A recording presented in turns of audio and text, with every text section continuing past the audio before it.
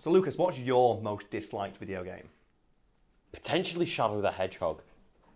I agree. So Lucas, would you like to illuminate the lovely people watching this at home about the topic of today's video? So we're going through a list of notably bad video games. Yes, specifically we've got here the list of video games notable for negative reception on Wikipedia, a link to which you will find below. We're just going to go through, discuss a few of them, maybe get some ideas from future Wikipedia Weekend videos, we don't know. Maybe. We just sort of thought that would be interesting to talk about. So let's start with, as per usual, the introduction, which is the following video games are noted for their negative reception. They include games that won ironic or humorous awards, which is the Golden Mullet Award, which I'm not familiar with, games that have been listed as the worst by major video game publications or websites, games that receive low review scores from such publications, and games that have been recognised to be poorly received by players. So the list below is not comprehensive, but represents the most visible examples of games with negative reception. So without further ado, Lucas, where would you like to start? The 1980s, the 1990s, the 2000s, the 2010s, or the 2020s? So I'm going to say both of us didn't really play any games in the 80s. I think it might be quite dry. Yeah, and the only ones we can really talk about are the famous ones anyway, like Custer's Revenge or E.T. Exactly. So I'd say just get on with it, get to the 90s. Go to the 90s, yeah, because we are 90s kids. And we'll start with a game that I actually like. Wait, what? And that is Night Trap. Lucas, what do you know about Night Trap? I mean, I know it was one of the games that helped get the ESRB kicking off. Alongside Mortal Kombat and games of that ilk. So if you don't know what Night Trap is, it's actually a really cool basically, it's Five Nights at Freddy's before Five Nights at Freddy's. Yeah, I was going to say like 20 years earlier. Where it is like a video of people like breaking into a house, and you are in charge of some traps, the night traps, and you have to protect people in this house by setting traps on criminals. So it's like a load of like women at like a slumber party or something. And then other stuff happens. I don't recall exact story. I just know it's basically the game is Five Nights at Freddy's. And if that explanation wasn't good enough for you, we've got a brief recap here by Wikipedia. Night Trap is an interactive movie video game originally published by Sega for the Sega CD in 1992. So just quickly, where do you fall? Is it Sega or Sega to you? Sega. Sega, okay, perfect. Because I know it literally says it at the opening of Sega games. Sega. Sega. I know it's been pronounced like Sega, like the Sega Master System, but whatever. Sega have literally proved them wrong. It was the first interactive movie released for the system and initially received mixed reviews. Critics praised its smooth video animation and humour, but disliked its shallow gameplay. Fast forward 25 fucking years, and Five Nights at Freddy's is a media fucking empire. The Night Trap guys were ahead of their time. So Lucas, let's take this in turns. We started with a game that I like. And let's go for one that you probably hate, and that is the Legend of Zelda releases on the Philips CDI. So the thing that I die on here is the fact that they're not like officially titled Legend of Zelda games. No, I've got them here. Link, The Faces of Evil, Zelda the Wand of Gamelon, and Zelda's Adventure. So that's the one thing I can cling on to going, oh! They're not technically canon. Is that where, excuse me, Princess comes from? No, that was the animated series, that one. There was an animated series. You've not seen it? Link's a completely voiceless protagonist. Why did they think that would work? But you also get the moment of like Link jumping onto a bomb with his shield and flying away, so that was worth it. Okay, no problem. So Lucas, what do you feel about it? You just don't like them? Yeah, I've just like not even bothered to like know their existence. You are a huge fan of Zelda as well. I mean, yeah, my like massive fucking tattoo on my arm would say that I'm probably a big Zelda fan. What a loser. Who gets a tattoo with a video game on their arm? Anyway, right. So the first two games, Face of Evil and Wand of Gamelon, were developed in tandem by Animation Magic, a Russo-American animation company, using the same game engine, and they were released the same day. Wow, saturate the market, guys. Where you go ahead. Right? Pokemon Tactics right here. Has no one got a fucking business degree in your offices? Both are side scrolls where the player has to fight enemies and collect treasure to access certain levels. When first released, the games received some positive reviews. So how do you feel about that, Lucas? I'm not going to say anything. I'm just going to put a clip in. Of the game? And just show. Okay. Just jerking off. Hey, oh, did you just give me shifty eyes? Yeah, you caught me. Hello, oh, it's a girl. Oh, just a minute. Okay, we playing Atari right now? Isn't it lovely? We'll move on from Zelda to a game that I actually played and owned. And that is South Park for the PlayStation, released in 1999. And we've talked about it on the channel before, and it was the first-person shooter set in the South Park world. I played that on the N64 and really liked it when I was younger. Yeah. It was really fun. Like the cow launcher. Yeah, like it's obviously first-person shooter in South Park. What do you do? Well, your base weapon's a snowball. Yeah. And then every weapon had like the time splitters thing of you have a secondary fire. Yeah, yeah. And the snowballs was you would piss on the snowball, it'd be a yellow snowball, and it throws slow but does like twice as much damage. So essentially, to describe this to people, is like it's a first-person shooter. It's similar to GoldenEye. Yes. that vein of Better like. than GoldenEye, I think. GoldenEye was not as good a first-person shooter as this. I'm kidding. I'm being. I was like, Carl, I'm gonna stop supporting you at this moment in I'm gonna time. stop working for you right now. I'm not editing this video. But yeah, it received 1.4 rating from GameSpot, who says South Park is definitely one of those games that is bound to come up when you start thinking about the worst game you've ever played. Oh god. And I have fond memories of it. I have fond memories of it, but I was also maybe like A 10 child, years old. yeah. So I was yeah. literally like 8 years old when I played this game. Okay, yeah. I So was- maybe take that with a grain of salt, people. I did like though, because they had the alien ray gun that made you dance. See, that's you the do thing. the I thing think it from the was probably show. just fun and stupid. And you make them do that, and then you like, switch to your Karl launch and hit with the Karl. Anyway, so that takes us to the end of the 90s, at least for games that I think we could both talk about. So should we fly into the 2000s? Let's do it. Of the era of that. The games get so much worse in the 2000s. So, ooh, Nisha, actually, do you want to jump in on this one? Got 2002, Spyro Enter the Dragonfly. Oh, that sums it up. Seriously, you're the resident Spyro fan. Just me saying the words Spyro Enter the Dragonfly, Nisha recoiled in horror and went,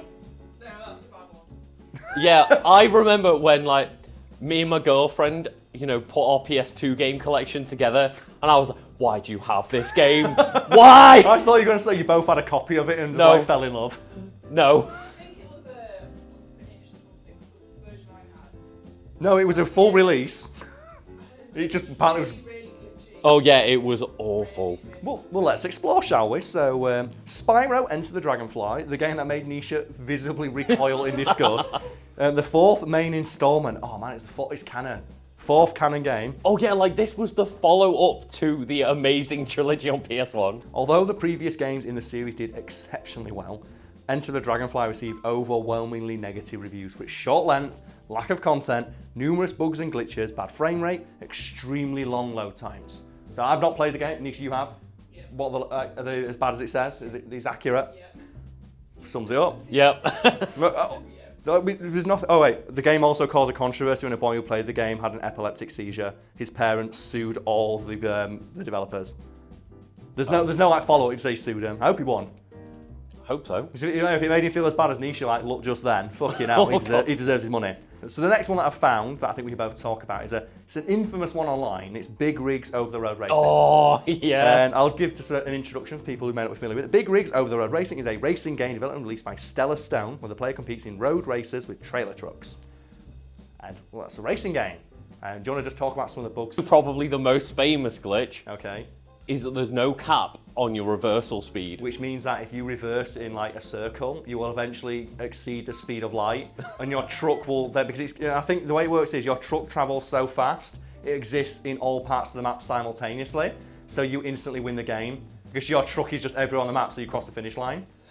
It is so fun to watch. Like I'll try and There's a see speed- if I there's can a find a speed run of it, decent yeah. clip of it, but god damn. AGDQ did a speed run of it. Do you know what my favourite thing about it is?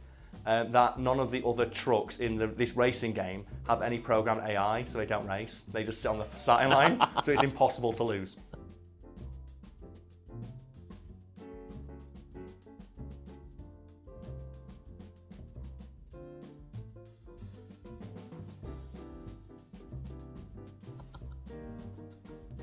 Let's move on, shall we? 'Cause you can't say any more, can you? All right, so Lucas, we're screaming into 2006 right now, and I don't even need to tell you what game's on this list, do I? Is it Sonic 06? Yes, it fucking is. So Sonic the Hedgehog 2006, intended to celebrate the franchise's 15th anniversary and relaunch the brand for the next generation. But certainly relaunched. Sonic the Hedgehog, I think we just titled Sonic the Hedgehog, but it's often called Sonic the Hedgehog 06, to, Yes. like, you know, to reference like when it was released, faced a number of issues during development, leading to be rushed for Christmas 06, and was generally panned by critics and casual gamers alike for its sensitive controls, bad camera angles, numerous glitches, poor storyline riddled with plot holes, extremely lengthy loading times, and level design. So Lucas, any thoughts on Sonic 06? And I want, before we talk about this, just put in that clip of Sonic very casually walking around the loop. So he can just like really just do as he just completely defies all physics. It's amazing. Turns out the physics with these loops are messed up. Of course. Yeah, I don't think this is supposed to happen. See, my favourite one is when you can just get soft locked by Silver the Hedgehog.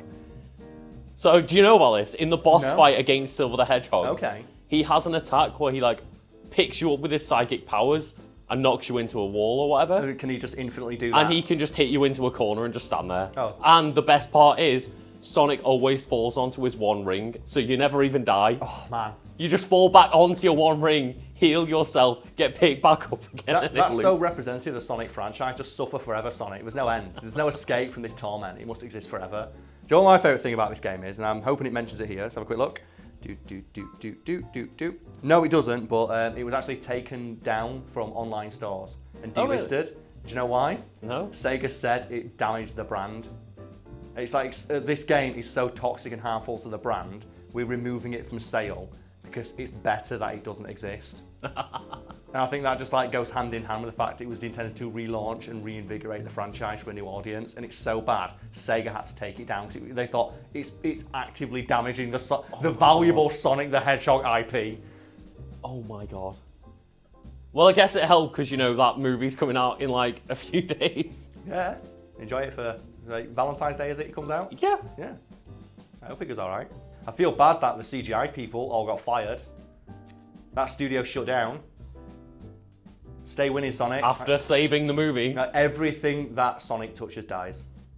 So we're now entering the 2010s. I think we can do one more each. So I'm going to start with a game that people might not expect me to like, but it's Ridge Racer 2011. And Really? I'm a big fan of racing games. I love racing games. I've never seen you play like any racing game that isn't Burnout. No, I like Burnout. Burnout. Specifically Burnout Revenge. Like, it's the only racing game I've ever seen No, you I play. really like all the Need for Speed games.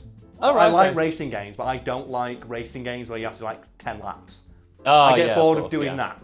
So I like racing games where there's like an arcadey element to it. And the Ridge Racer series was great for that. It was just time trials. Yeah, it was. Right? And me and my brother would swap off once we had one controller and do time trials of levels and we'd compete. And I'd always make sure my name was higher, but I was annoyed because he only had 3 letters. And he could put Dan, and I couldn't put Karl. So I had to put Car with a K, and he made me like an idiot. Anyway, the reason I want to talk about this is because this game was amazing. And do you know anything about Ridge Racer 2011? Not specifically. Well, Lucas, you're going to fucking learn. So Ridge Racer was a reboot of Ridge Racer.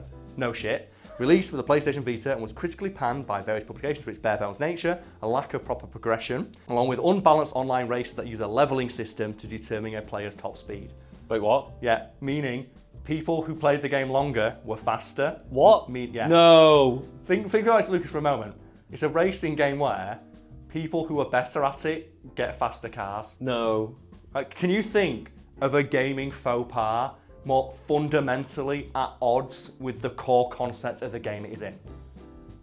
It is a racing game where the better you are, the faster your car is. I can't wrap that around my head. Why was that a decision? But it's like, and that ruins the game at a Completely. baseline. Yeah, Oh my god. that's why I want to talk about because I remember that. That's so fucking stupid. Because that feature, I remember that. Oh, that game looks good. I like Ridge Race. I like a racing game to like play on the bus or whatever. And then No. Karl comes up against level 100s at 5 times No, faster. I, and I'm I like, was, oh no! I was at level 100 guy. So Lucas, we just scrolled through a couple of the duds from the 2010s, and you chose to talk about Tony Hawk's Pro Skater 5. And for the people at home, Tony Hawk's Pro Skater 5 was a revival of the Tony Hawk's franchise developed by Robomodo. Tony Hawk's Pro Skater 5 was panned for its poor quality, especially in comparison to its predecessors, with reviews citing various performance issues, environmental clipping, and physics issues. So Lucas, what do you think of Tony Hawk? I'm guessing like me, you fucking love Tony Hawk. I was so excited for it. I was like, man, a new proper like old school Tony Hawk style Also, game. I always pointed out the fact they called it not Tony Hawk's like Project 8, not like Tony Hawk's Ride or anything, but it's like Yeah, exactly. Tony Hawk's, This was meant to be the return of the series. Tony Hawk's 5. Yeah. They knew all that other bullshit's gone. This is it's back to basics. Exactly. This is the purity of like the first 3 Tony Hawk's games. Yeah. And like 4 was a bit more open world, going towards like And then you the had- underground kind of style and And then things. you had the bad times, like the Thug era, Oh, God. where it basically turned into a Jackass game. Yeah. And then you had Thug 2, which leaned even harder. And have you ever seen like the big breakdown of like the timeline of Tony Hawk's? No. Where it was like there's multiple timelines of a Tony Hawk's universe, and it's if he meets Bam and he doesn't meet Bam. 'Cause Oh, if he meets really? Bam, it goes into like the Thug universe. And at the end it's like Tony dies, but if he doesn't meet Bam, it goes into Tony Hawk's 5, and he's just like, you know, he's just stuck in this empty world, Oh, this no. void, this skating void where he can't escape. Meet Bam. Anyway, so like, yeah, I love the Tony Hawk's games. Like, this one, like I had the most fun as a kid playing Tony Oh Hawk's god, games. yeah. Just even before I owned the game, like the Tony Hawk's Pro Skater 2, like the demo, like the 2-minute demo in the warehouse, I played that so much that I need this game. And also the soundtrack shaped my entire musical Without life. me really realizing at the time, but yeah, completely. Now that I look back at the soundtracks for those games, I'm like, I was Stellar. definitely influenced by these Tony Hawk soundtracks. I like ska music purely because of Tony Hawk.